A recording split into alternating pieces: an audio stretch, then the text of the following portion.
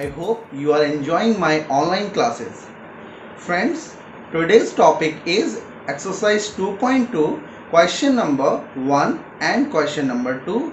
But before moving to question number 1 and question number 2 of exercise 2.2, I would like to ask you one thing. Friends, are you watching the videos to the full length? I think no. The closure property, commutative property, associative property and distributive property, they have a unique place in mathematics. You need to watch those properties to the last of the video, because after watching those videos till the last, then only you will be able to understand about those properties. Those properties are not only useful in class 6 but also they are useful in class 7, 8, 9 and 10. So do watch those activities.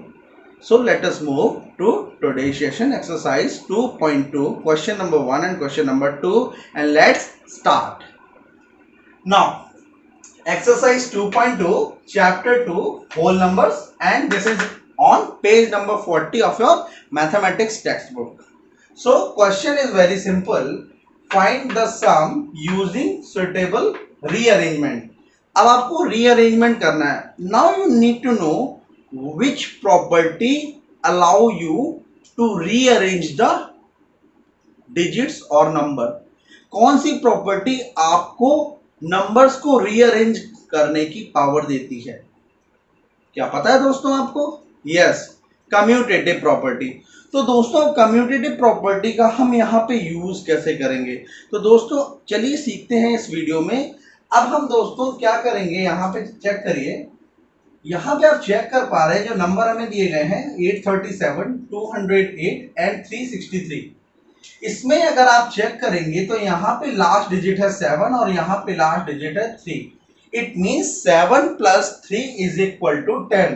तो आप क्या करेंगे, using commutative property इन numbers को पास पास लिख लेंगे.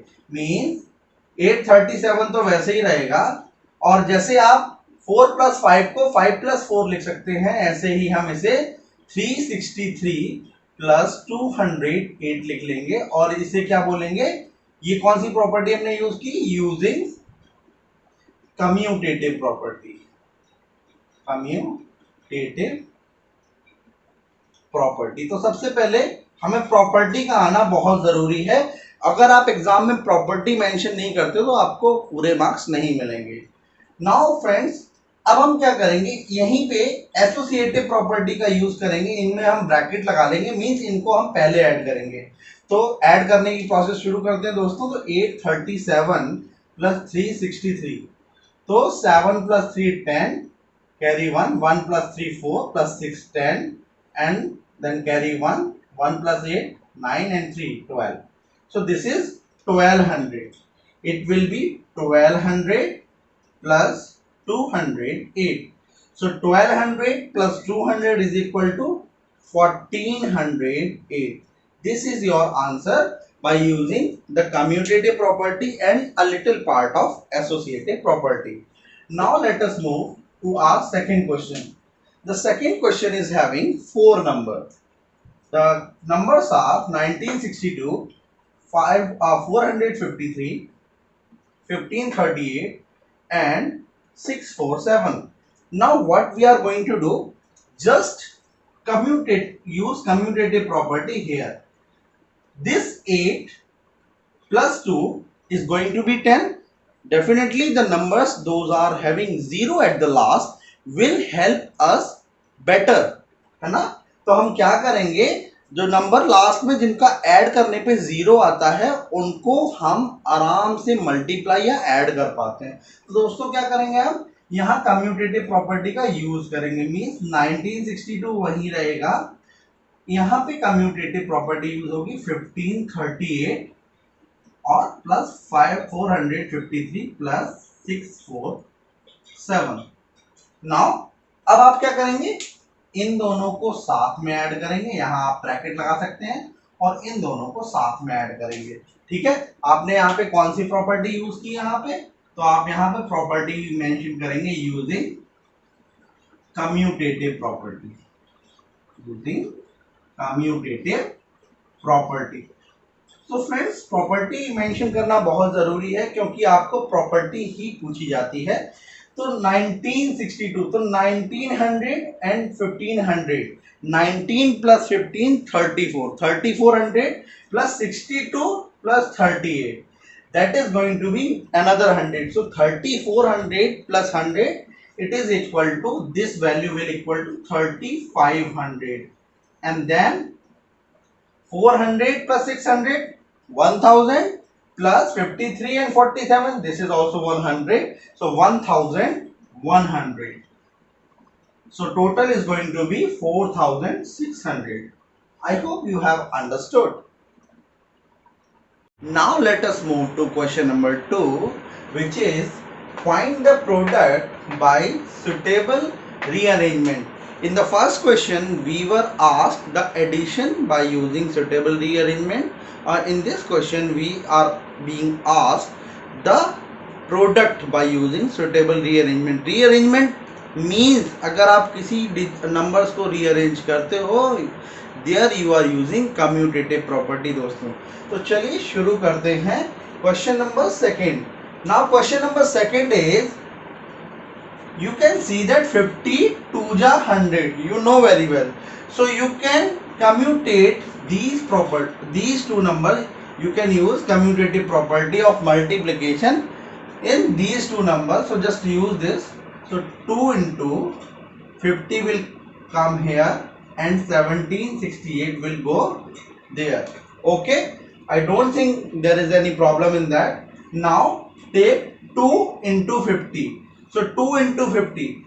So which property we use? So पहले हम वो property mention करेंगे जो हमने use की है।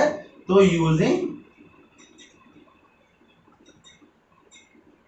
commutativity under multiplication,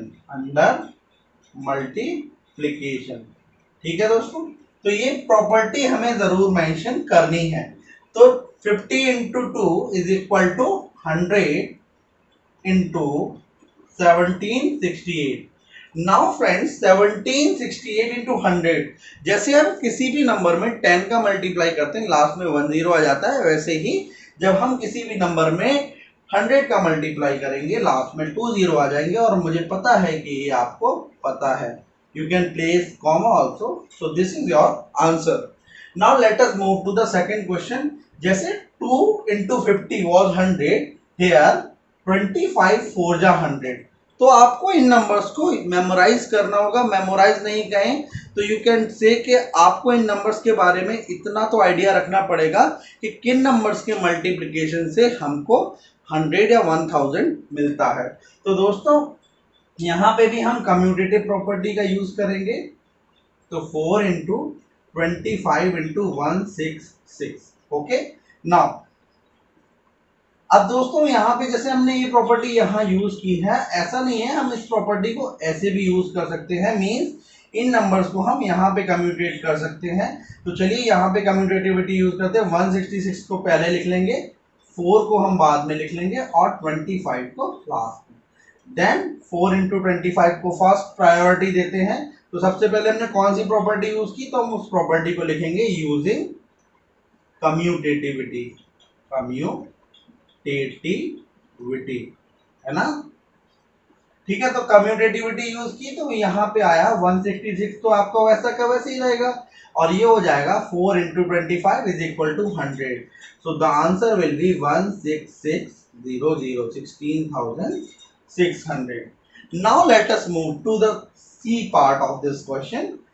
Now if you are multiplying this number, you are not going to get the proper number, so just check 8 and 125 are going to solve the problem, because 125 into 8 is equal to 1000, as I have already discussed in my previous video.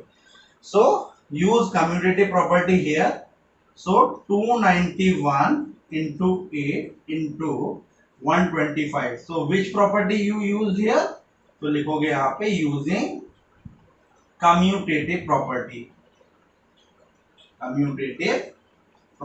तो आपने दोस्तों commutative जैसी property आपने यहाँ लिखा, इसके बाद तो 29 यहाँ पे आप ब्रैकेट लगा लो क्योंकि सबसे पहले आपको इन्हीं का मल्टीप्लिकेशन करना है। तो 291 इंटू 1000। तो जैसे 10 का मल्टीप्लाई करने से 10 आता है लास्ट में, 100 के से 2 and 1000 will give you 30 at the last. So the answer will be 291,000 which can be called 2,91,000. Now let us move to part D, E and F. अब हम D, E और F पार्ट करेंगे question number 2 का। तो दोस्तों आप देख पा रहे हैं जैसे 5 6 या 30 होता है तो इसका मतलब ये दोनों नंबर लास्ट में हमें 0 जरूर देंगे। तो हम क्या करेंगे, इन नंबर्स को पास लेंगे। तो इसके लिए क्या करेंगे, यहाँ पे हम कम्यूटेटिव प्रॉपर्टी का यूज कर सकते हैं। हम यहाँ पे भी कर सकते हैं, हम किसी भी तरफ कर सकते हैं, बस बीच वाले नंबर को आपको या तो इस कॉर्नर में रखना है वो या उस कॉर्नर में रखना है। तो दोस्तों चलिए शुरू करते हैं।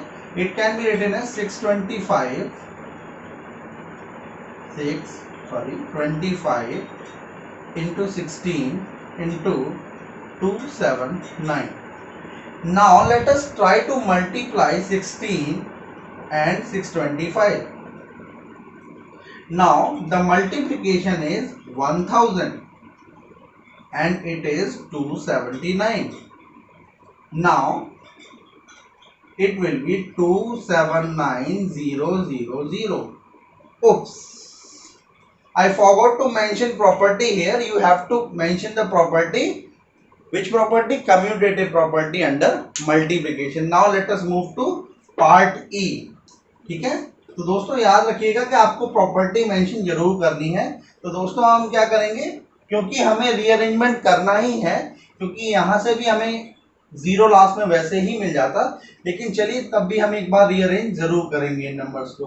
तो चलिए दोस्तों नंबर्स को रीअरेंज करते हैं। मान लीजिए हम इन्हीं नंबर्स को रीअरेंज करेंगे। तो दोस्तों देखिए आप इस क्वेश्चन को हम किस तरीके से करेंगे। तो 285 इंटू 60 इंटू 5, ठीक है दोस्तों। और हमने क्या किया यहाँ पे, यूजिंग कम्यूटेटिव प्रॉपर्टी।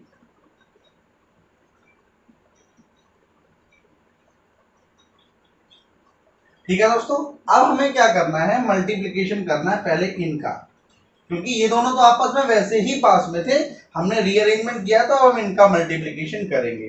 तो दोस्तों जिन नंबर्स के लास्ट में 0 होता है, 0 को हम एज इट इज लिखते हैं।